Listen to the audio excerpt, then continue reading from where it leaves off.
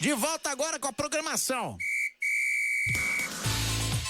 Olá, compulsivos, estamos de volta para mais um episódio. Hoje eu tenho o prazer inenarrável de ter aqui comigo o Marcos Trujillo. Ele que é uma personalidade do marketing há mais de 20 anos trabalhando em diversas empresas e agora está no mundo do videogame, no mundo de uma consultoria para marketing de jogos. É isso, nós vamos falar um pouquinho sobre isso, mas uma das grandes discussões, já falamos aqui no programa outras vezes, sobre essa dificuldade do brasileiro conseguir entender que a produção, a divulgação e a promoção do jogo são coisas absolutamente separadas, são competências diferentes, e ele, percebendo isso, abriu a Boost Consulting, né? Você pode encontrar em boostconsulting.com.br, Boost com 2 Os, Boost Consulting, vai encontrar ele. Cara, seja muito bem-vindo, obrigado por estar aqui com a gente. Obrigado, Davi, prazerzaço estar aqui. Boa tarde, galera. Vamos falar um pouquinho desse mercado maluco que é esse mercado de games. É isso aí, aproveitando, estamos ao vivo pelo Facebook e você pode participar mandando sua mensagem via Facebook no Rádio Geek BR ou então pelo WhatsApp DDD 11 97313 6617 97313 6617. Pode mandar sua mensagem de áudio, que aí o Gabriel toca aqui a sua voz pra gente. Você pode pelo menos gritar: mãe, tô na TV! Não, mentira, tô no Face. Beleza? Então, vamos lá, cara. Vamos lá. Começa por aí. O que deu, assim? Qual que foi o estalo? Ok, é a falta de alguém no mercado e tal, não, mas como que se deu pra você? Aonde foi que você percebeu isso? O estalo para entrar nesse mercado de games aconteceu no ano passado, no Big Festival, que é um festival para jogos independentes que acontece ali em junho, estivemos julho. lá. Uhum. E indo ao Big Festival, eu fui, na verdade... Eu sempre gostei de games, né? Sempre curti, sou jogador desde criança... Mas nunca tinha atuado profissionalmente nesse mercado. Tá. Sempre fui consumidor de jogos. Certo. E aí eu fui visitar um amigo que hoje é meu sócio na Boost, que é o Guaraci, que foi mediador de um painel no Big que falava sobre jogos e cultura e tal. Uhum. E foi um painel super legal. Comecei a entender algumas coisas do mercado e participei de outros painéis no Big. E aí comecei a sentir... Comecei a conversar um pouco com os desenvolvedores, os estúdios que estavam expondo no Big, entendendo um pouco dos jogos, como é que surgiram os jogos, e comecei a perceber que tinha uma carência muito grande de visão de negócio para quem desenvolve jogos hoje. A gente tem, assim, alguns estúdios no mercado que a gente diz que conseguiram romper a arrebentação. Que são estúdios que têm uma boa estrada, aí, às vezes mais de 10 anos de mercado, e que agora conseguem sobreviver e viver de jogos, da produção de jogos.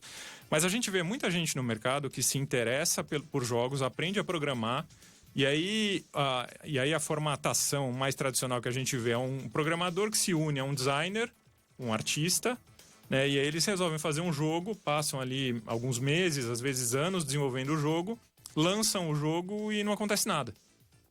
Por quê? Principalmente porque algumas premissas de marketing não foram obedecidas. Então ele criou o jogo porque ele queria jogar o jogo. Certo. Ele não criou o jogo pensando num mercado potencial de jogadores que poderia consumir o produto dele. Uhum. Então ele criou um jogo, mas não necessariamente ele criou um produto. E aí, conversando com muita gente no Big do ano passado, comecei a estudar o mercado. Tem um curso muito interessante do Mink sobre o mercado de jogos, que é bem legal. Fiz o curso, me aprofundei nisso e comecei a entender aonde o meu conhecimento de marketing, nesses mais de 20 anos aí em multinacionais, incluindo Sony, Samsung, quer dizer que são empresas que estão fortes hoje nesse segmento de jogos, como é que eu poderia ajudar esse mercado a se desenvolver. E aí comecei a me aprofundar, me aproximei um pouco da Abra Games, estou ainda buscando me aproximar um pouco mais deles. E eles fazem um trabalho muito grande porque o mercado brasileiro de jogos ainda não está estruturado. Uhum. E eu vi isso muito acontecer no mercado de startups, que eu participei muito do surgimento do mercado de startups aqui no Brasil. E hoje eu vejo a mesma coisa acontecer no mercado de games. A gente não tem um ecossistema estruturado. O que é um ecossistema estruturado? Eu preciso ter um mercado produtor, então eu preciso ter uma massa de estúdios e profissionais desenvolvendo jogos. Eu preciso ter um mercado consumidor, ou seja, gente que esteja disposta a pagar por esses produtos, por esses jogos. E eu preciso ter todo um arcabouço legal, jurídico, governamental que suporte essa indústria. Tá. Eu preciso ter um fluxo de investimento seja ele público Sim, ou seja ele privado. Estruturado para manter essa roda girando. Sim. E hoje no Brasil, assim, o mercado de games ele não existe para o governo como um KNAI próprio, como uma estrutura legal, tributária, como outros mercados. Ele fica um pouco com um pé no mercado de software e um pouco com um pé no mercado de audiovisual. Que cá entre nós pode ser bom, né? Porque, afinal de contas, a gente sempre que é taxado como supérfluo no Brasil é um imposto absolutamente, sei lá, absurdo, né? Assim, ele já foi, ele tem caído, eu tô desatualizado, mas ele já foi de 256%. Exatamente. Sempre que você entrava como supérfluo ou diversão eletrônica, você entrava como 256% de imposto. Isso aí nos remete à época do PlayStation 3, quando ele entrou no Brasil a $299 lá fora, no lançamento, e ele chegou aqui a R$2.500. Né? Você tinha um dólar na época 2 para 1, dava 650 pau. Eu lembro que o pau a pau dava dois e uns quebrados no PlayStation 3. Exato. E ele entrou a 2.500, porque era tudo isso, era imposto. Ele entrava no Brasil custando 2.000 e aí as empresas vendiam 2.500, 2.600 para ter o seu lucro, mais a margem, etc. A gente teve algumas diminuições disso, se eu não me engano, hoje a diversão eletrônica supérflua está em torno de 140% ainda, 148, 149%. Mas 140 eu não vou errar. 140 e um pouquinho por cento de imposto. Que ainda é muito alto. Que ainda é muito alto. Você entra no audiovisual, algumas coisas aí vão estar em torno de 25%, 35%. Exato. Né? Dependendo do que você está fazendo. Então eu não vejo isso com tanto maus olhos no sentido de imposto, mas no sentido de desorganização, que nem você está falando, de você não ter um lugar no mercado, né? Exato. Você olha em volta e fala assim, aqui eu pertenço. Exatamente, né? Exatamente. Porque apesar de ter elementos de software, de ter elementos de audiovisual, ele não é nenhuma das duas coisas. Perfeito. Né? Normalmente o audiovisual, puramente quando se diz, ele não é interativo. Ele é mais passivo. O consumidor ele é mais passivo no processo. Quando eu entro no software, geralmente ele não tem uma função de diversão, de divertimento, de distração. Ele tem uma função bastante pragmática e de produto mesmo, de negócio. Sim. Né? E o jogo não. O jogo ele pode ter todas essas coisas combinadas num elemento único. Então, por isso, tem um pouco dessa carência e a Abra Games vem fazendo um trabalho muito grande para tentar regulamentar essa indústria, estruturar e trazer um olhar do governo mais forte para que ela se desenvolva. Tenho vontade de trazer alguém da Abra Games aqui, porque eu tenho vontade de fazer perguntas como... Muita gente, erroneamente aí... Bom, não vou julgar, mas... Muita gente interpreta o que a Abra Games está fazendo como um grande salto em direção à ajuda de todo mundo e construção de um mercado. Outros já chegaram a taxar a Abra Games de uma nova máfia e querendo ficar donos do mercado de jogo no Brasil, né? Então eu tenho muita vontade de trazer. Você hoje, qual que é a tua visão que você tem da Abra Games e o trabalho que eles fazem? Olha, desse tempo de contato que eu tive com eles, eu vejo que é um pessoal muito afim de fazer essa indústria dar certo. É mesmo? Sim. Vejo muita gente lá dentro com muita vontade de fazer esse negócio dar certo. Que legal, cara. Tem gente na Abra Game de estúdios, tem gente que vem do mercado de outras áreas, mas eu vejo um trabalho muito grande do pessoal junto à Apex para tentar levar o Brasil para fora, para o mundo, como um país produtor de jogos. Né? Tem várias missões que são organizadas aqui para ir para fora. Eu acho que eles fazem um trabalho bem legal. Assim. É uma tarefa difícil, porque, por um lado, você tem que ajudar os estúdios a se capacitarem, se desenvolverem, estruturarem os seus produtos e fazerem melhores jogos. Né? Por outro lado, você tem que conseguir que o mercado enxergue os jogos como uma indústria. Né? Então, eu acho que é isso, pelo que eu vejo, é onde a Abra Games vem focando os seus esforços. Não adianta a gente começar a ter um monte de gente produzindo jogos se eu não tenho um mercado estruturado minimamente em regulamentações, em leis que suportem esse desenvolvimento. Tá, enquanto isso a gente está continuando fazendo jogo. Exatamente. E colocando no mercado. E essa galera que está produzindo um jogo, quando você fala que ele não está produzindo um produto, né? É claro que há exceções. Exato, mas na própria Big que você falou, a gente comentou recentemente numa palestra aí, né? tinha uma empresa, que eu até errei a nacionalidade, que estava colocando ali, trouxemos 10 milhões de dólares em investimento para pornificação de jogos. Exato. Né? Então, se você tem um jogo, está desenvolvendo um jogo e você acha que tem como pornificar, senta aqui, eu tenho esses 2 caras especialistas, eles vão te ensinar a transformar ele em um jogo pornô. Exato. E aí a gente compra esse seu jogo e fica dono dele. Porque realmente o jogo de obscenidades é uma garantia de... Aliás, o mercado do pornô, ele é pioneiro numa porrada de coisa, Sim, né? Assim, sim. O Blu-ray foi primeiro nele. A Multicam de filme foi primeiro nele. O HD né? disseminou mais rápido. O HD disseminou mais rápido lá. Eles têm um pioneirismo de tecnologia, até porque eles são líderes em pirataria e, portanto, líderes também na prevenção da pirataria, né? Exato. Exato. Então, no jogo não podia ser diferente. Exato. Os caras estão aí, estão com tudo, porque é um vício, e é um vício que se consome muito, né? Mundialmente, né? A gente sabe que mundialmente, em diversas formas, alguns países menos, por questões locais de cultura, de religião, você tem um consumo menor, mas o que a gente vê em muitos lugares sempre tem. Né? Então, e aí eu te pergunto o seguinte, que é o que muita gente se pergunta, ok, esses caras estão propondo eu trocar o meu jogo, vou transformar meu jogo regular em um jogo pornográfico. E o medo deles, do desenvolvedor, muitas vezes eu vou entrar numa empresa dessa de marketing, ele vai querer meter o bedelho no meu jogo.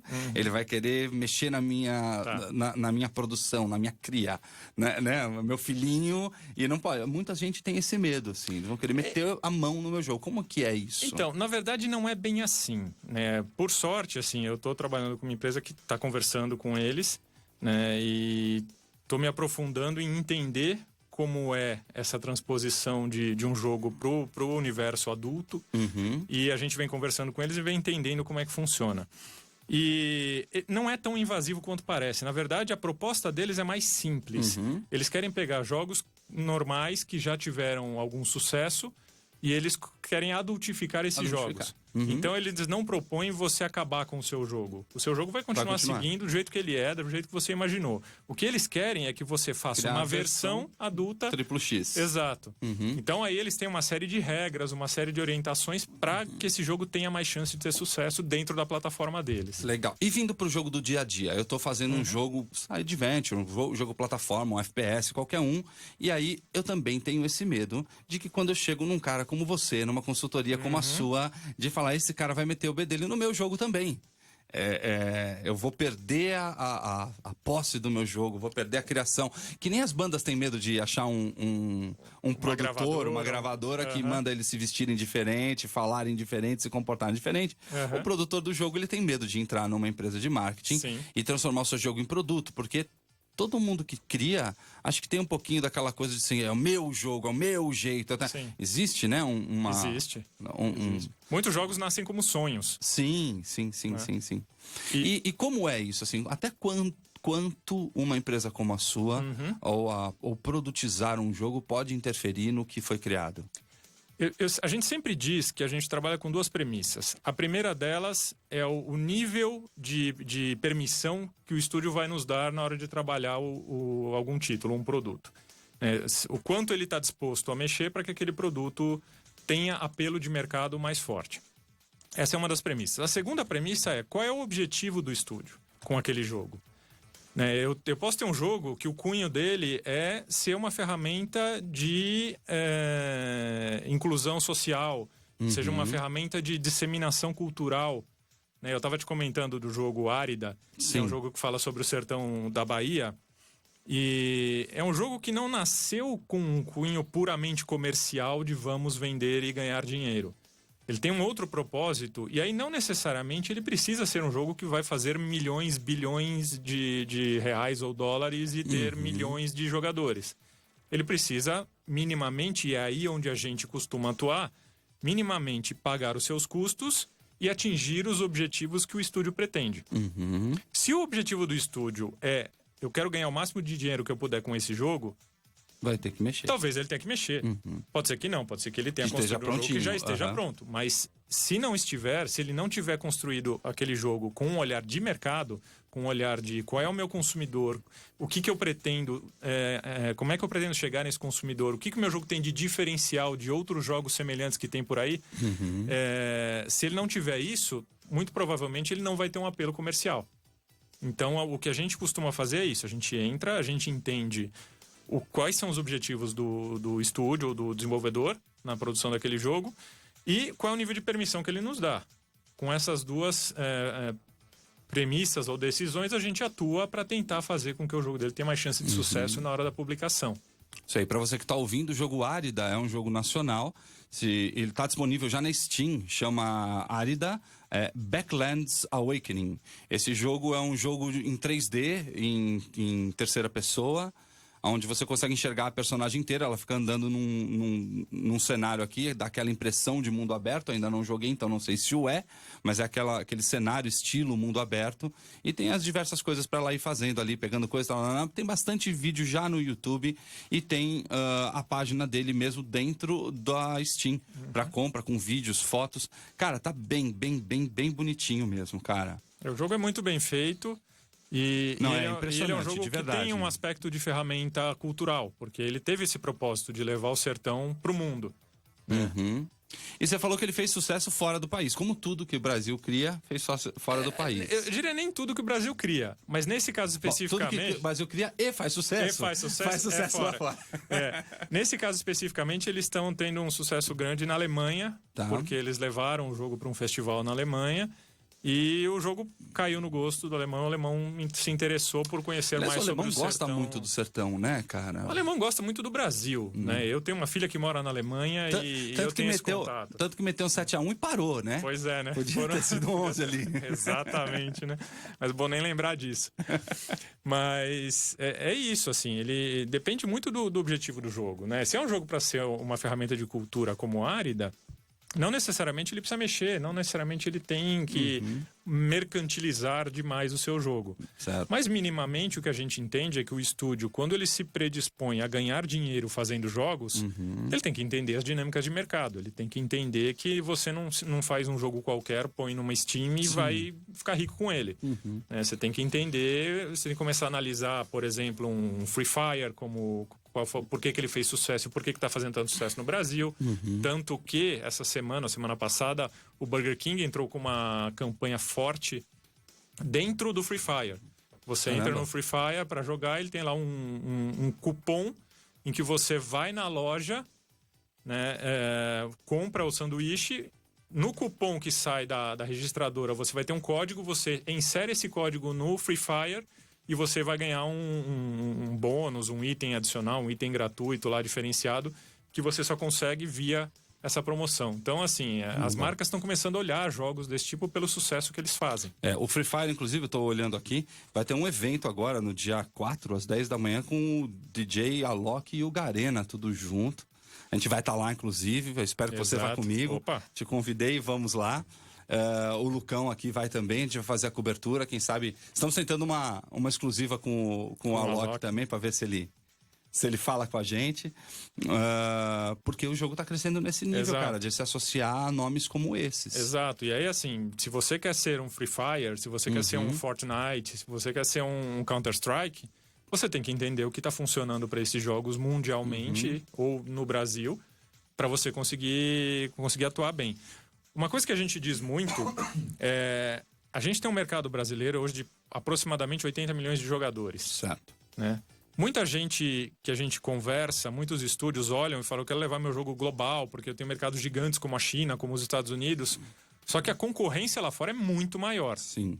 Né? Quando eu olho, todo mundo quer ir para o mercado global. Claro. Né? E ao passo que, se eu sou um desenvolvedor brasileiro, eu tenho 80 milhões de jogadores no brasileiro, se eu conseguir, aqui no Brasil, se eu conseguir entender o que o jogador brasileiro consome e gosta, eu consigo criar um jogo talvez com maior propriedade para o mercado brasileiro. Porque eu tô aqui dentro, eu sei como o brasileiro pensa. Né? Então, a gente vê muita gente olhando para o mercado mundial, mas o brasileiro consome muito jogo e talvez não consuma jogos brasileiros porque talvez não tenha tantos jogos brasileiros olhando para dentro. muita gente olhando para fora. A gente é uma coisa que a gente estimula muito, né? Quem faz um jogo, por que você está fazendo com essa temática medieval, europeia, e não uma temática do Brasil colonial, do Brasil na época do descobrimento? Então tem muito aspecto cultural brasileiro que... Com certeza que podia ser mais bem explorado, né? Por outro lado, eu também entendo que a gente nunca valorizou nossa cultura, desde a educação. Sim. A gente não tem isso ensinado no colégio, a gente não tem isso, né? Se eu pegar, por exemplo, o RPG, que é um jogo que eu jogo muito, RPG de mesa. A gente tem o Dungeons and Dragons, que está na 5ª edição, começou lá na TSR, foi comprado pela Wizards of the Coast. Foi incrementado, lindo, né? Tudo super bacana e faz um baita de um sucesso. Sim. A versão Vampiro é bem legal. A gente vai lá pro Storytelling, ele é bem legal, é uma coisa bem europeia, mas que consegue se encenar nos dias de hoje em São Paulo com muita tranquilidade. Sem dúvida. Quando a gente entra no contemporâneo, a galera quer aderir. Agora, a gente tem Desafio dos Bandeirantes, como Pois a gente é. já teve, que não Exatamente. vingou Não nada. vingou. Né? Assim, não conseguiu. E era Exato. legal, era um bom jogo, né? Sim. Por outro lado, naquela época, assim, você tinha um GURPS, que é um sistema mais aberto. Sim. E que eu vi muita gente criando jogos, também jogo e No estilo sempre joguei nacional, bastante RPG, criando universos brasileiros dentro do universo do GURPS, que ele é totalmente aberto. né? Então, mas é isso que eu falo, assim, eu sinto que o contemporâneo tá mais legal.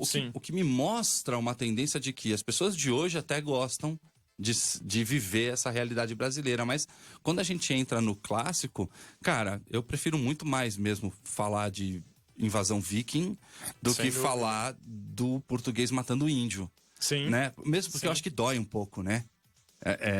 O viking... E note que não é muito diferente, né? Assim, a série Vikings mesmo, eu tive dificuldade de assistir, porque eu não queria ver um bando de desgraçado invadindo, estuprando, currando, matando e pilhando. E ainda, eu tinha certeza que eles iam me fazer assistir aquilo e achar que eles eram heróis, né? Exato. Eu não queria achar eles heróis. Eu sei que eles são um bando de filho da mãe, Sim. né? Eu não queria ver. Então eu tive uma dificuldade moral de assistir Vikings, Perfeito. assim. Eu levei muito tempo para conseguir assistir, né? A gente tem uma dificuldade grande de olhar para nossa realidade, né? Exatamente. Recentemente eu tomei contato com 2 jogos brasileiros desenvolvidos aqui no Brasil, que ainda não foram lançados ou que estão para ser lançados, que são jogos de tiro, né? Um first person shooter, um FPS, em que se passa no Rio de Janeiro. Né? Os 2 se passam no Rio de Janeiro com abordagens um pouco distintas, mas tem esse olhar de trazer a realidade nacional para um jogo como esse. Né? Eu vou jogar Counter-Strike num lugar em que eu não conheço, por que não jogar um jogo parecido no Rio de Janeiro, Sim. num futuro aí, num futuro próximo, mas tentando entender e tentando trazer elementos do embate entre o tráfico e a polícia, uma coisa meio ambígua. Então, eu acho que isso já é legal mesmo. Isso é uma baita de uma temática para ser explorada. Inclusive, o Rodrigo tá perguntando aqui pra gente qual que é o estilo de jogo que está sendo mais procurado no mercado atualmente. Você tem na cabeça, assim, quais são os top que estão rolando no mercado? Varia bastante. Tá? A gente vê números muito grandes em jogos... normalmente jogos online estão atraindo Sim. mais jogadores, jogos multiplayer. Né? E aí, desde jogos como um Pokémon GO, em que eu jogo contra outros jogadores, mas usando aí um quê de realidade aumentada, uma coisa um pouco nova, até jogos como um Counter-Strike, que é um clássico, um FPS clássico. Que não para. Como um League of Legends, também, que é um clássico, já tem aí 10 anos de mercado e continua firme e forte. Um Free Fire. Você tem um Overwatch. Counter-Strike tem bem uns 18, não tem, não? Deve 2000, 2001, acho que já tinha. Os primeiros devem ser dessa 2001 época. tenho Não certeza. me lembro de cabeça exatamente agora. 1.0 eu me lembro de jogar numa lan house que chamava... Meu Deus, esqueci. No centro da cidade aqui. Era a primeira lan house de São Paulo. Tinha Monkey, tinha... Não, mas foi muito antes disso, cara. Foi a primeira lan house de São Paulo do lado da Estação da Luz ali. Tá. Os caras tinham tudo com Windows em coreano e Counter-Strike era um negócio coreano pra gente. A gente não sabia nem o que era. Depois que a gente veio a descobrir que era um mod dentro do Half-Life, né? Perfeito. Então, assim, varia muito. Tem jogos... FIFA é um jogo muito jogado. Né? É verdade. É um jogo que, aliás, tem gente que compra o console só pra jogar FIFA. Né? Tem gente que só tem o FIFA e só joga o FIFA. Porque eu só gosto de futebol no videogame e é isso aí. É um jogo que custou R$3.000. O console mais o jogo, mais o segundo joystick. Exato. Exato. E aí quando você quando você atinge um mercado no Brasil de 80 milhões de jogadores, tem muitos jogos que são muito jogados. Candy Crush ainda é muito jogado no Brasil e no mundo inteiro. Eu jogo. Então, assim, tem muitos jogos assim. Né? Tem jogos que são muito jogados, mas que são pouco conhecidos. Como, por exemplo, da mesma empresa do Pokémon GO, tem um jogo chamado Ingress. É um jogo também de realidade aumentada, que tem hoje mais ou menos uns 2 milhões de jogadores pelo mundo. E tem muitos jogadores aqui no Brasil que organizam eventos mensais de encontro físico entre os jogadores. Então, assim, tem jogo para todo tipo de público e tem muitos jogos. Difícil dizer o que seja o mais jogado hoje. Eu mesmo jogo muito Dota e é bem legal. Tenho muitos amigos no Dota. Aliás, é muito louco. Essa coisa é muito internacional mesmo, né? De você acabar jogando gente de São Paulo com Natal, com Rio Grande do Sul, Parobé, Manaus. Sim. Somos amigos. Eu vou um pouco além, assim. Eu tava jogando um jogo até pouco tempo atrás, chamado Guns of Glory, que é um jogo assim, eu jogava com gente dos Estados Unidos, da Rússia, da Tailândia, do Brasil, todo mundo na mesma aliança ali, tentando ganhar os seus pontinhos no jogo. É isso, meu amigo Canal é carioca, mas estava morando em Amsterdã e jogava com a gente, logava no mesmo horário. Então. Que, aliás, dá até o gancho pra... Você estava falando para mim de um cliente teu, um case de cliente teu, que estava fazendo um aplicativo para você se encontrar no jogo. Como é que é o negócio? Exato, é um aplicativo chamado Go Game. Né, e a proposta dele é conectar jogadores. Certo. Né, então, eles desenvolveram esse aplicativo a partir da necessidade do pessoal do estúdio de encontrar jogadores que jogavam os mesmos jogos para jogar e interagir, criar grupos, criar eventos de jogo. E o grande diferencial dele é que ele é multiplataforma. Eu posso entrar lá, faço um cadastro e cadastro todos os meus jogos em todas as plataformas que eu quiser. Android, iOS, PlayStation, Xbox, Switch, Steam, Epic, enfim. Ele não tem uma API que faça isso pra mim? Eu tenho que ir lá e botar 1 a 1, você sabe? Não, eu tô exagerando, né? Não, eu consigo conectar com o Steam. Tá. E aí ele já puxa puxa os jogos já puxa a biblioteca do Steam. Eu consigo conectar. O aplicativo está em fase de teste, então a gente está inclusive chamando, né, usuários para testar e dar feedback. Né? Então a proposta é essa: é você entrar multiplataforma. Porque às vezes você tem um amigo que gosta de jogar Counter-Strike, mas ele gosta de jogar no PlayStation e você joga no PC. E aí, se você vai procurar na comunidade do Steam alguém que jogue, você não acha. E se ele for procurar na comunidade PlayStation dele, ele não vai te achar. No Go Game vocês conseguem se encontrar. Que legal, cara. É esse cara aqui, né? Isso. Tá na Google Play, pra quem tá ouvindo a gente, a Go Game Social Club. É um aplicativo mesmo, como ele falou, tá em teste. São poucas pessoas que baixaram e eles estão respondendo absolutamente todo mundo, cara. O pessoal que dá 5 estrelas, 3 estrelas, 4, 5, 5, 5, 3. E mesmo dando 5 estrelas, o cara fala, cara, tá legal, mas quando eu troquei o meu nick, crashou e não troca o nick. Legal, olha, eles estão respondendo. Obrigado pelo comentário, Ivo. É assim mesmo, estamos fazendo os ajustes, etc. Então, ele tá num período beta, um período de teste, só que já está aberto, né? É um beta aberto. É um beta aberto. Se você estiver disposto a conhecer, baixa lá o aplicativo, meu, e ajuda os caras, manda o teu retorno se tudo der certo. Escreve também. Fala assim, olha, já tô até aqui, já tenho X jogos e está tudo correndo bem. Também é um tipo de feedback que a gente esquece de dar para quem tá desenvolvendo. E às vezes, tô sentindo falta de o aplicativo fazer isso. Fazer tal coisa. Entendeu? A gente vai colocando isso na lista e vai desenvolvendo. Ele é feito pelo Synergia Studios. Você pode encontrar também em synergiastudios.com/gogame. Go-game. É isso aí. Meu, legal mesmo, cara. E esses aqui são clientes teus ali, é isso? Isso, exatamente. Você faz o que para ele? A estratégia de marketing? Não só de marketing. Depende muito daquilo que eu falei, do nível de permissão que o cliente nos dá e dos objetivos dele. Então, com a Synergia, por exemplo, a gente atua com o Go Game, com outros jogos dele, entendendo o que eles precisam trabalhar naquele produto, naquele título, para que ele tenha mais chance de sucesso no mercado. Legal. Cara, tendo que mexer no meu produto, seja ele um software, um aplicativo ou um game, qual que é a hora certa de te procurar, então? Porque se ele já tá pronto, eu voltar atrás, mexer num monte de coisa, é uma dor um pouco maior. Exato. Né? Tem dois momentos que a gente diz que a gente procura atuar. Se eu entro no início do processo, ou seja, se o estúdio, pô, tô pensando em fazer um jogo desse jeito, mas eu quero fazer ele mais estruturado. A gente pode entrar e aí vamos pensar juntos, e aí a gente vai olhar, por exemplo, se ele tem o GDD, que é o Game Design Document, que é o documento que vai nortear todo o desenvolvimento. Se ele tem isso pronto, a gente vai reavaliar, entender qual é a proposta e ver se aquilo ali vai permitir entregar um produto dentro daquelas premissas. Certo. E aí, se precisar de ajuste, a gente já entra aí, porque a gente sabe que o período de desenvolvimento, dependendo do jogo, pode ser de 1 ano, 2 anos.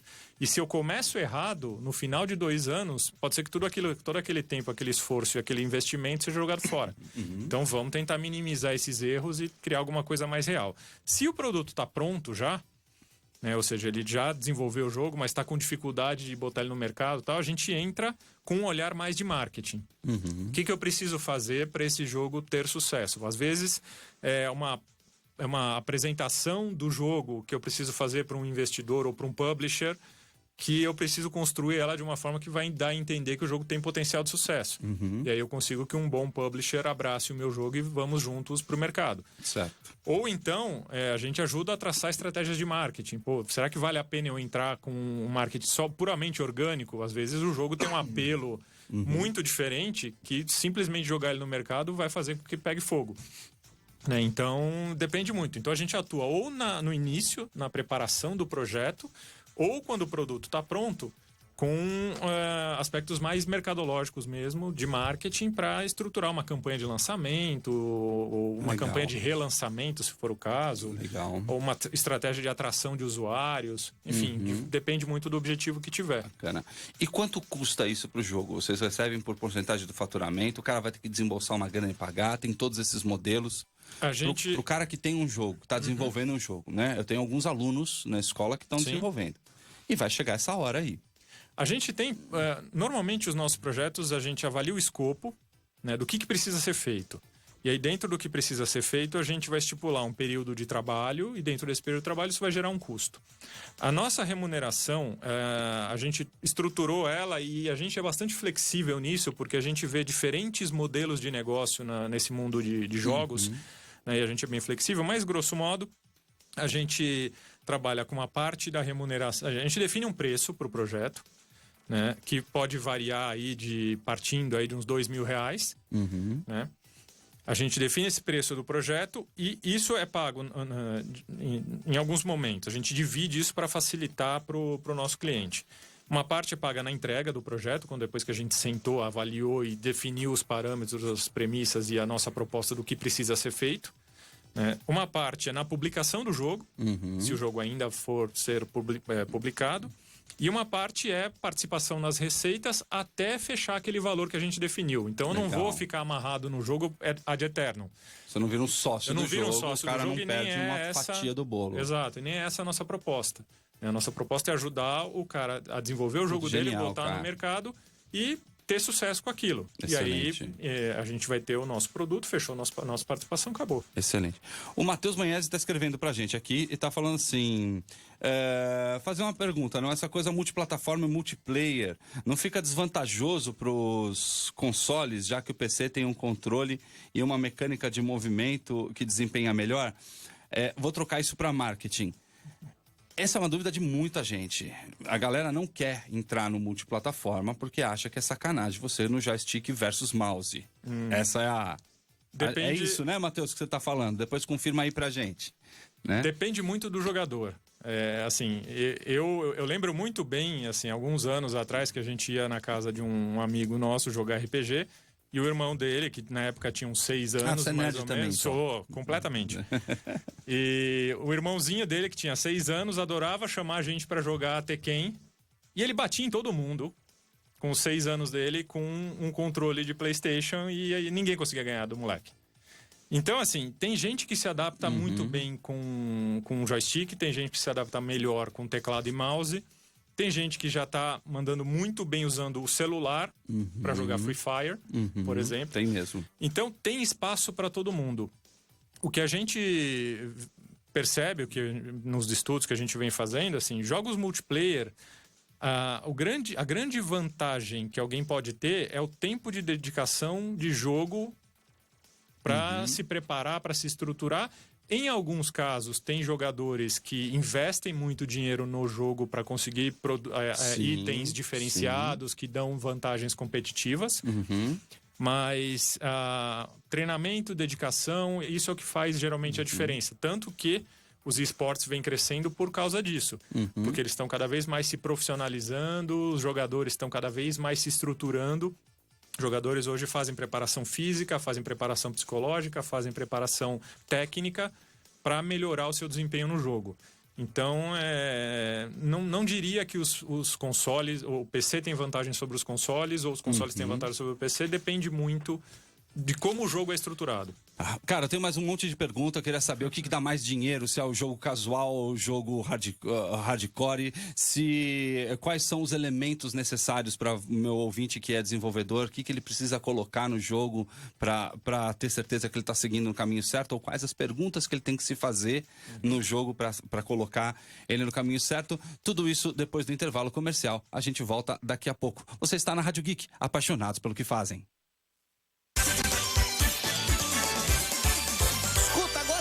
Faturar. Vamos para os nossos comerciais.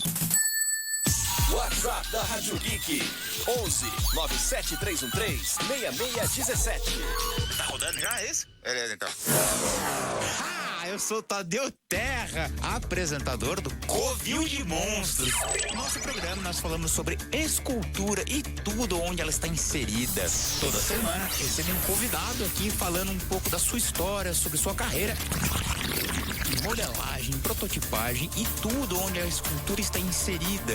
E o mercado onde ele atua. Toda quarta-feira às 3:30 da tarde. Rádio Geek. Apaixonados pelo que fazem?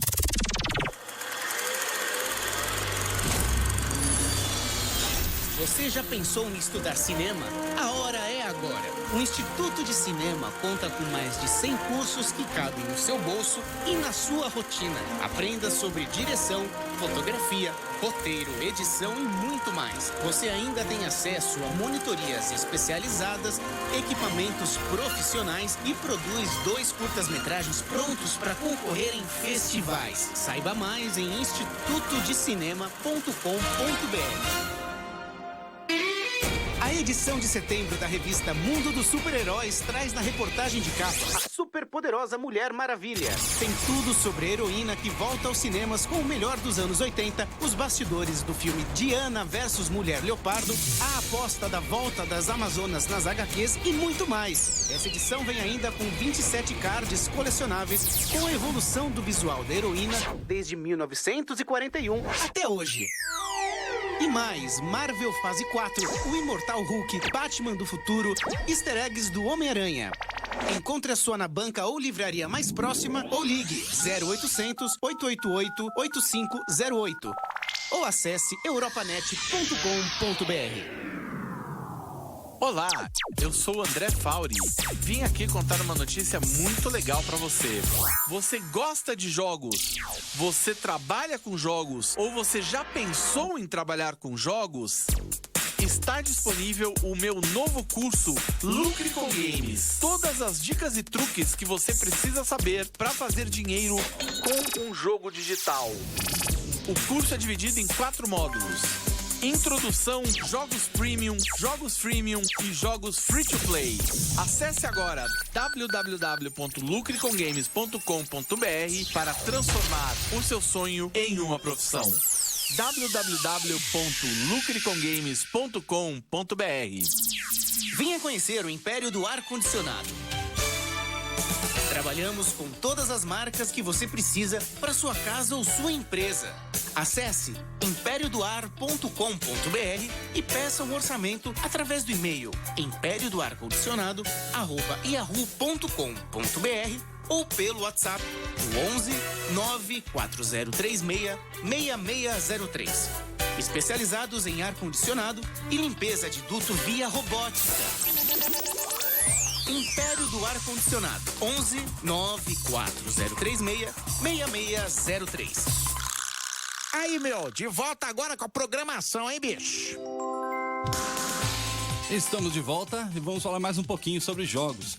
logo antes da gente sair de intervalo, estávamos falando sobre o que é que faz um jogo ser bacana, mas vamos trocar essa pergunta para algo mais objetivo, assim. Quais são os elementos de um jogo de sucesso? O que faz ele ter sucesso? Então vamos lá. Tem bastante coisa que precisa ser levada em consideração para que um jogo tenha sucesso, seja no mercado ou seja de público. Tá? Então, o primeiro deles é olhar para o mercado. Então, você precisa entender aonde você vai encaixar o seu jogo. O que você espera que o seu jogo faça, se você quer que o seu jogo seja um hit, se você quer que o seu jogo atinja um público específico, defenda uma causa. Então, esse é o primeiro ponto. Tá, vou anotar uma coisa aqui, porque isso tem um pouquinho de futurologia, né? Porque Exato. uma vez que um jogo leva de 1 a 3, 4, Exato. 5 anos para ser gerado, você tem que estar de olho no que ele vai ser ali, como que você vai se encaixar no mercado no futuro, né? Exatamente. Isso é um dos erros que a gente percebe mais comuns. Porque o desenvolvedor, quando ele começa a desenvolver o jogo, ele está pensando no hoje. Não necessariamente ele pensa no hoje daqui a 2 anos, quando o jogo dele vai estar pronto. E muitas vezes a gente vê jogos demorando muito para serem concluídos, exatamente porque o desenvolvedor tem que ficar mexendo o tempo todo, porque já ficou tudo obsoleto, o que ele queria fazer já é uma coisa velha. Sim. Então ele precisa olhar para isso. Entender o jogador também é extremamente importante. Quem você espera que jogue o seu jogo?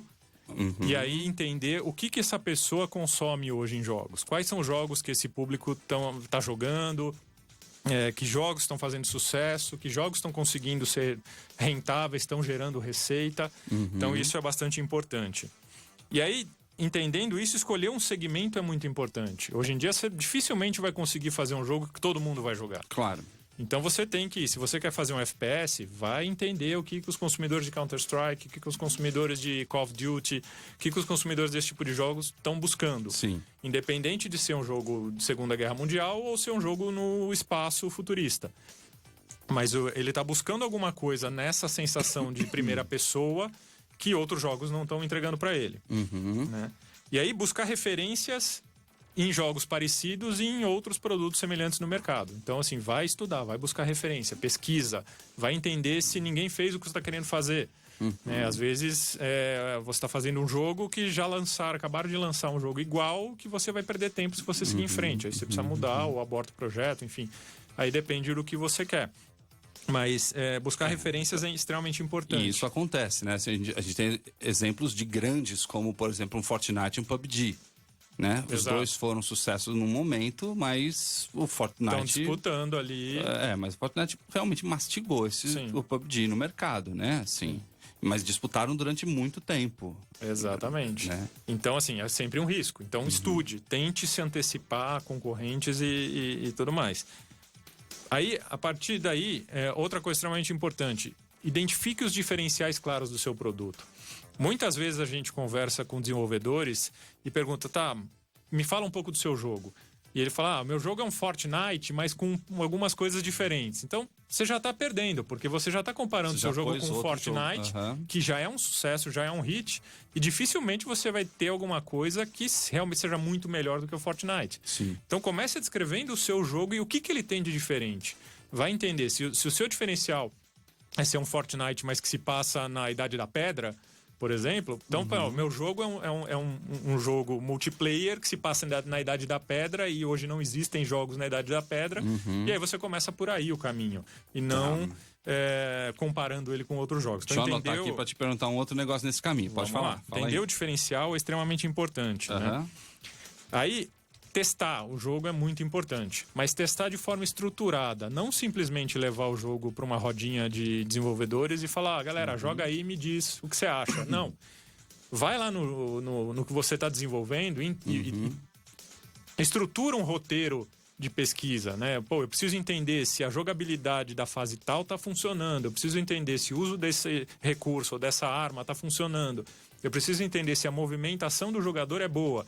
Estrutura isso para quando as pessoas forem testar, você consiga orientá-las a te dar essas respostas que você precisa. Porque senão a pessoa vai falar, achei legal. E o que você faz com um feedback desse? Nada. Né? Então é importante você estruturar a forma de testar o seu jogo. criar um plano de marketing desde o início, né? Quando eu for lançar esse produto, como é que eu vou lançar? Onde eu vou lançar? Eu vou atrás de um publisher? Eu vou fazer um self-publishing? Eu vou simplesmente jogar na Steam e ver o que acontece? Então, assim, estrutura, pensa. E na pior das hipóteses, o que pode acontecer? Será que eu vou conseguir ganhar algum dinheiro com esse jogo ou não? Enfim, isso é um ponto importante. Ter um plano de lançamento pode ser a diferença entre o sucesso e o fracasso de um jogo. Tá. Então isso é muito importante. Aproveitar ondas para alavancar a visibilidade. Então, tá chegando o verão, eu tô fazendo um jogo de praia, Legal. vou aproveitar para soltar no verão. Vamos aproveitar essas ondas aí. Boa. De repente acontece alguma coisa num campeonato de surf. Eu tenho um jogo de surf engavetado aqui que lancei, mas não teve muito sucesso. Vamos jogar ele de novo, trazer ele para as redes sociais. De repente aquilo reaviva aquele jogo e eu consigo extrair mais alguma receita dele, mais algum sucesso dele. E claro que sempre existe um pouco de sorte. Né? Se você resolve lançar o seu jogo com todo o plano bonitinho numa determinada data e acontece um 11 de setembro, ninguém quer ver outra coisa além daquilo e não vai prestar atenção, o seu jogo pode passar batido. Ou você vai lançar e os caras antecipam o lançamento no Death Stranding e acaba lançando no momento em que você ia colocar o seu produto no mercado. Acontece. Né? Então você tem que... A sorte também é um elemento. E a gente costuma dizer que, assim, esses são elementos que fazem um jogo ter sucesso. Que são diferentes dos elementos... Não diferentes, mas que tem outros elementos que fazem com que um jogo seja um produto de sucesso. Porque para um jogo ser um produto de sucesso, ele precisa minimamente pagar os seus custos e atingir um objetivo de receita ou de rentabilidade que foi definido pelo desenvolvedor. Porque um produto é isso. Um produto é alguma coisa que vai ser vendida para o mercado. X. Exato. Então, isso é um ponto que é muito importante, que a gente vê muito desenvolvedor que não sabe nem quanto custou o jogo. Então, ele passou ali 2 anos desenvolvendo e ele não computou as horas que ele trabalhou, que o time trabalhou, os recursos que ele teve que pagar. Porque muitos fazem nas suas horas livres, né? Exato. Mas mesmo assim é importante, mesmo que seja um projeto paralelo, põe no papel, até para você ir se acostumando a entender que o custo, aquilo ali é custo que você teve. Né? Cada hora que você colocou no desenvolvimento do jogo, aquilo custa. Se você fosse contratar alguém no mercado, aquilo teria um custo.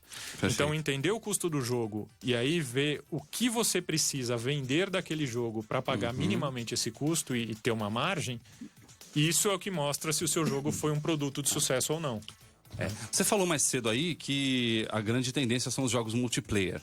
Inevitavelmente é porque a competitividade e a comparação com os outros é o que move, né, o ciúme e a inveja. Sim, exato. O ciúme e a inveja é o que move o mercado. Eu sou melhor do que você. Isso, eu tenho mais, a minha arma é dourada, a sua maior. não. Eu tenho o meu chapéu rosa novo, o seu não tem. Exatamente. Né? Então é isso. A gente tem um modelo fantástico de mercado que foi o League of Legends, que pegou o Dota, que era um mod de jogo também, foi lá e enquanto o Dota fingia que ia virar um jogo próprio, ia ter um Dota 2, e ficou ensaiando isso durante muitos anos, o League of Legends foi lá, fez exatamente o mesmo jogo, numa releitura de design muito mais legal, onde ele era, vantagem de ser muito mais leve, e 2, a compra de itens para jogo, durante a partida era insuportável no Dota, né? Era muito difícil, tinha 8 lojinhas, 90 itens, tudo com a mesma carinha, tudo feio. Os caras fizeram uma árvore super legal de compra, fizeram uma experiência de usuário muito legal. E ao acrescentar essa experiência de usuário, eles fizeram com que mais gente se interessasse pelo jogo. Né? Então, eu estou usando isso aqui só de gancho porque é o tipo de condição que eu falo muito na escola, onde você junta públicos. Onde antes você tinha um público só de estratégia, você agora, por transformar ele numa compra muito mais fácil, você pega o público de competição de combate também. Perfeito. Ele é um jogo que não é mais só estratégia. Exato. Ele é uma estratégia e combate. Então você une públicos em um jogo que inicialmente não era essa a proposta. Perfeito. Né? Perfeito. E por que estou falando tudo isso? Assim, a gente estava falando de diversas coisas. Por exemplo, tem uma pergunta aqui falando assim: e a tendência de microtransações? É uma tendência? É um fracasso? É o futuro de jogos pagos? O jogo ser grátis e estimular microtransações? Porque se ele não é PVP, se ele não tem essa contínua disputa, a microtransação tende a minguar, né? Assim.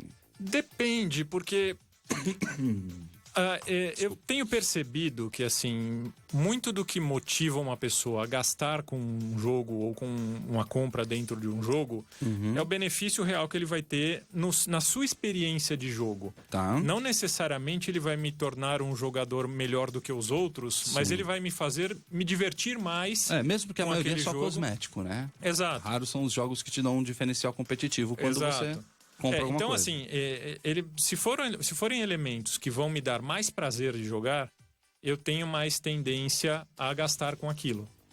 É a mesma coisa numa peça de roupa, um item de maquiagem.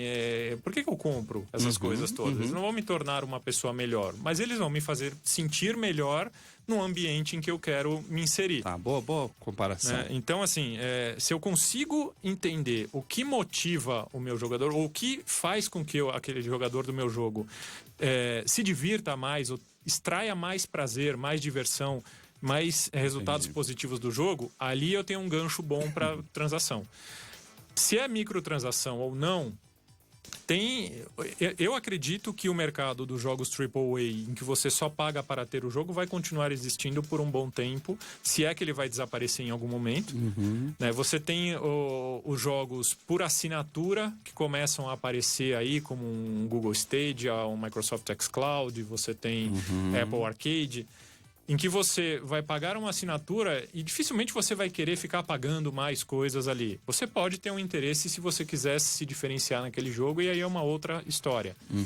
Mas tem outras modelagens de negócio dentro do universo dos jogos que começam a aparecer e que vão ter que conviver. Se a microtransação é a tendência, é difícil dizer.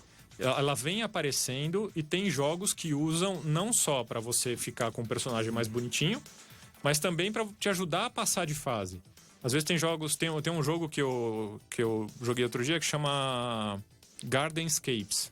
Tá. É um jogo estilo Candy Crush, só que ele tem uma historinha envolvida, que tem um mordominho que te ajuda lá, você herdou uma mansão e o mordomo te ajuda a renovar o jardim da mansão, que tá todo caidaço. E aí você, conforme você vai... É um jogo tipo Match 3, né, que é o modelo de jogo do Candy Crush. E aí, conforme você vai vencendo os desafios, você vai podendo mexer no jardim e tal, fazendo coisas. E tem alguns itens que você pode comprar que te permitem avançar mais rápido no jogo. Tá. E esse tipo de coisa também é interessante, porque tem fases ali, quem joga Candy Crush sabe que tem fase que demora um mês para passar aquela fase, porque você não consegue passar. E às vezes o cara tá disposto a pagar ali R$2, R$3, deixa eu comprar alguma coisa aqui, desentalar dessa, e aí o resto flui. Então esse tipo de transação nos jogos, de você facilitar o avanço do jogo, também podem ser muito interessantes. Então, basicamente é entender isso. O que motiva o seu jogador a seguir em frente naquele jogo e como é que você insere elementos de compra ali naquele ambiente. Legal. Cara, é verdade, o Candy Crush é um que não é PVP e a galera paga mesmo. Aliás, eles têm um lance muito louco de te obrigar a jogar menos, né? Você tem lá um número de vidas, e aí você tem um cooldown de horas, meia hora, 1 hora, 2 horas, não me lembro mais. Exato, ele te... Mas você pode pagar pra quebrar o cooldown, né? Sim, exatamente. Né? Ele te fala assim, olha, não jogue muito, não esse é tão que eu bom tava pra falando sua também. saúde. Esse que eu tava falando, né? Gardenscapes Mas se você também. quiser pagar, você pode ser nocivo com você mesmo. Exato. Né? Pague aqui um pouquinho e a gente deixa você jogar um tanto mais, né? E aliás, só um parênteses, você falou essa coisa de cuidar do uso excessivo dos jogos, né? A gente não tá falando muito disso, mas hoje eu li uma notícia extremamente interessante, que o Google lançou um aplicativo, uma função no celular em que você gera em papel determinadas funções do celular e ele te estimula a imprimir isso, dobrar no formato do telefone e andar com você durante o dia. Então, por exemplo, bloco de notas, alguma coisa de recados, você imprime no papel, ou um sudoku, por exemplo, você imprime em papel, você dobra no formato do celular, anda junto com o celular e aí, quero passar tempo, em vez de eu acessar o celular e ficar na tela do celular, eu puxo um sudoku em papel e jogo em papel. Caramba. Vindo do Google, é um negócio para se olhar, porque é extremamente interessante isso. Né? Você estimular o uso fora da ferramenta, que é o ganha-pão deles, mas via uma funcionalidade da ferramenta deles. Então é interessante. Curioso mesmo, cara. Mas aí fecha parênteses, voltemos aos jogos. Excelente. A gente está quase encerrando, mas ainda assim vou te perguntar o seguinte. A postura do brasileiro, ele é A galera fala, é um empreendedor nato. Não é, o brasileiro ele é guerreiro. O brasileiro é um funcionário nato, porque a nossa educação nos torna funcionários. Funcionários, exatamente. Só que é um funcionário sem emprego, né? Então ele precisa... Ele é criativo, ele tem que se virar. E ele fica inventando profissões para si. Exato. Essa é a verdade. A gente não cria empresas, a gente cria o nosso próximo emprego. Sim. Muita gente fala assim, não, mas se eu comprar aqui, sei lá, aos 40 anos tira seu dinheiro, se eu comprar aqui a barraquinha de cachorro-quente, eu posso continuar trabalhando. Exato. Se eu abrir uma pizzaria, eu posso continuar trabalhando. Vou virar motorista de aplicativo. Virar motorista de aplicativo, vou colocar... Então, a gente fica não empreendendo, e sim, a gente fica criando empregos. Exato. Né? Novos empregos pra gente. O brasileiro se vira muito bem. E no jogo isso não é possível, né? Como é que você vê a atitude... No jogo é mais difícil. A atitude empreendedora necessária para um desenvolvedor. Um designer e um desenvolvedor. Depende muito da carreira que o desenvolvedor quer seguir. O empreendedorismo, de uma forma geral, hoje em dia, ele é necessário, ou as noções de empreendedorismo são necessárias em qualquer profissão. Porque em nenhuma profissão hoje você pode se permitir parar no tempo e não inovar no que você está fazendo, não olhar para oportunidades do mercado. Mesmo que seja dentro da sua função, mesmo que você seja funcionário de uma grande empresa que não te permita muita coisa. Mas ali no seu microcosmos você tem que conseguir inovar, empreender e criar coisas diferentes, extrair novidades dali. No mundo dos jogos, a gente vê muita gente fazendo cursos de formação em desenvolvimento de jogos, buscando criar o seu próprio estúdio e ganhar dinheiro com os seus próprios jogos. Isso é muito difícil, e é muito importante que a gente mostre para as pessoas que não é esse sonho lindo de que eu vou fazer um curso de desenvolvimento de jogos, vou criar o Fortnite e vou ficar milionário. Não é bem assim. Muitas vezes, e na maioria das vezes, você vai desenvolver muitos jogos pequenos, muitos deles não vão dar em nada. Lá pro seu 5º, 10º, 20º jogo é que você vai começar a aprender e vai começar a acertar a dinâmica do mercado, do seu público, da sua capacidade de criar determinados jogos. Então, isso é um primeiro ponto. Um outro ponto é que, assim, a gente falou que o brasileiro não é empreendedor. Então, a gente, desde pequeno, a gente não tem nem aquela cultura que o americano tem de montar a barraquinha na frente de casa para vender limonada, para comprar o novo jogo do videogame. Aqui a gente tem muito pouco isso. Né? Então, para suprir isso, a gente precisa que a nossa escola, a nossa educação nos traga esses elementos. E hoje, o que a gente vê muito é que mesmo as escolas de desenvolvimento de jogos não têm um olhar muito grande para negócio. Não tem muitas matérias de empreendedorismo, de gestão de empresas, de administração, de marketing. Então, muitas das pessoas que se formam em desenvolvimento de jogo não tem essa base de gestão que é preciso... Que é fundamental. Que é fundamental se ele quiser ter um estúdio próprio. Beleza. Só para não deixar sem resposta, o André tá perguntando aqui, ele tá falando, e jogos como, por exemplo, Hustle Castle, né? Castle Hustle, acho que é, do celular, que no começo é ótimo, mas depois para você fazer as coisas leva 7 dias para fazer, mas com grana você adianta o negócio. Exato. Que era o que você tava falando, né? Exato.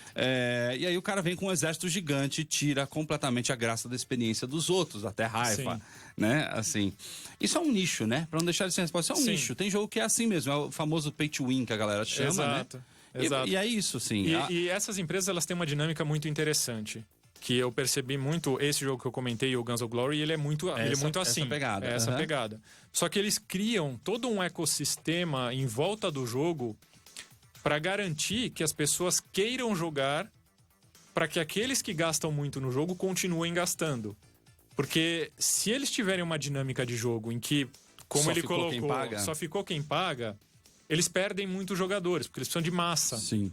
E para o cara ficar, ele tem que ver um benefício. Ele tem que se sentir superior a alguém. Exato. Então, eles criam toda uma dinâmica de suporte para os jogadores que querem continuar e dão o mesmo suporte offline. Eu já vi planilhas de como você melhorar o seu desempenho no jogo, guias, tutoriais, de uma série de formas, às vezes exclusivos de um determinado grupo de jogadores, que você só tem acesso se você entrar naquele grupo, porque eles precisam que esses grandes gastadores, que eles chamam de whales, né, essas baleias, eles precisam que outras pessoas queiram jogar, porque senão esse cara perde o interesse, aí ele vai sair e você tem uma perda grande de receita. né? Então, assim, acontece. É um nicho, é um modelo. É um modelo de negócio e tem muitos por aí.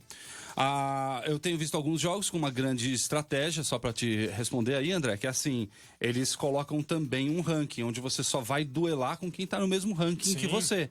Então, se você, sem grana, vence todo mundo que não tá gastando e chega lá nos caras que estão gastando, você começa a tomar um pau de vez em quando, né? Mas não sempre, mas você vai ficar navegando num espaço médio ali, né? Os jogos mais recentes, como o Free Fire, mesmo o League of Legends, ele já desenvolveu isso. Tem determinados níveis que você não vai conseguir atingir se você não vai conseguir brigar com aqueles caras se você não tiver aquele nível. É isso aí. Né? Então é isso. Ou ranquear. Mano, muito obrigado. A gente tá encerrando por aqui. Só fala pra gente como é que te encontram. Além da Boost Consulting, então é BOOST consulting.com.br. Isso. Vocês encontram o Marcão lá. E onde mais que a galera quiser falar com você consegue te achar? LinkedIn, me procura lá, Marcos com U. Marcos Trujillo, TRUGILHO. Tem mais nomes do meio, mas se procurar isso, você vai me encontrar. Esse vídeo aqui vai pro YouTube e eu vou deixar na descrição do YouTube embaixo todos os seus Se quiser contatos. colocar o link do LinkedIn também, não tem problema. É isso aí. Perfeito. Então tá bom, cara, muito obrigado. Que é isso, eu que te agradeço. Valeu. Você está na Rádio Geek, apaixonados pelo que fazem.